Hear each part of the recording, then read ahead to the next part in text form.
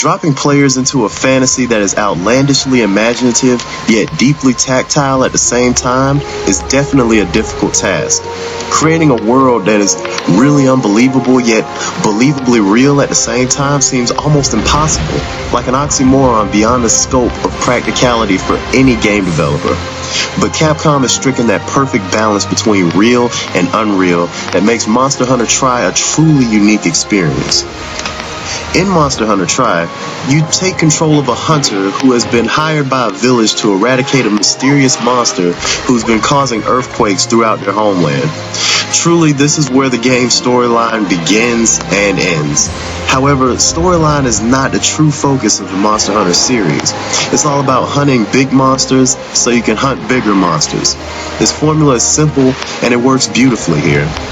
The game doesn't just throw its players into the fray without proper guidance. There are plenty of tutorial missions in the beginning to show the player how to fight and get them accustomed to the dynamics of a mission. This is where quite a few weak-willed players will probably call it quits. To a certain extent, I can't blame them. The beginning of Monster Hunter Tri is painfully boring, and you will be sent on little odd jobs that include finding a certain number of mushrooms, slaying a certain amount of an easy monster, and finding a random egg or some other random item. These are what I like to call tutorial missions, and they last for quite a while. I can't recall exactly, but I believe it took me about 6 to 7 hours of playtime before I went on my first real monster hunt, which is the Great Jaggy mission for anybody who plays Monster Hunter. This is a big deal in the modern gaming era, considering that Modern Warfare's single-player campaign is only about 7 hours. But for those who are willing to soldier on through the tutorial missions, there's a deep and rewarding experience awaiting you. The bulk of Monster Hunter's missions, they'll have you fighting some monster that's at least 20 times your size and can generally kill you within 3 to 4 blows. This means you have to be quick, perceptive, and evasive. Every monster has an assortment of attacks that the player must memorize and know how to dodge and counter. This is where the reality meets fantasy concept that I introduced in the introduction becomes apparent.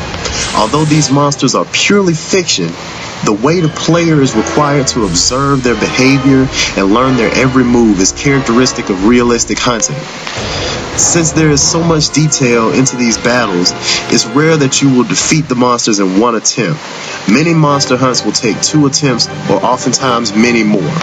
But once you finally bring down that vicious beast and you hear that victory chime theme, you will feel a sense of relief and accomplishment that is second to none in video games. It's that euphoric sense of accomplishment that keeps players coming back to Monster Hunter. The controls of Monster Hunter are spot on. This game was made with the classic controller in mind, and considering that the classic controller is only $20 and most people probably have at least one of them by now, I won't even consider the Wiimote and Nunchuck controls, which are a lot more complicated and more cumbersome. It'll require a bit of a learning curve, however, still, even with the classic controller. Each weapon has different controls and a different feel to it, so you have to really experiment and learn each different weapon to master them. The graphics in Monster Hunter Tri are breathtaking. They're truly a work of art. The environments are lush. Every blade of grass, every ripple of water, they all feel a part of this expansive ecosystem that's created by the game. The monsters themselves are very detailed and they look amazing. Textures are clean, there's no clipping, stuttering, and frame rate, none of that. Everything is good. However, even though the graphics are clean and the frame rate is steady, there is one technical problem with the game that turns out to be its biggest flaw. The loading times are entirely too long and they're too frequent. Every time you enter a different area, you're greeted with a loading screen that'll be there for about 5 to 10 seconds. Now, you're probably thinking that's not too long, but to put it into perspective, you'll probably be changing areas about every 2 to 5 minutes, and you're going to have that 5 to 10 second loading screen every time you change areas, and the average mission is 45 minutes long. As you can see, these loading screens start to add up, and they're pretty annoying, but you generally get used to them after a while, but it still is one of the game's biggest flaws. Now I gotta address one of the most common misconceptions about this game. This game is not an RPG. I repeat, it's not an RPG.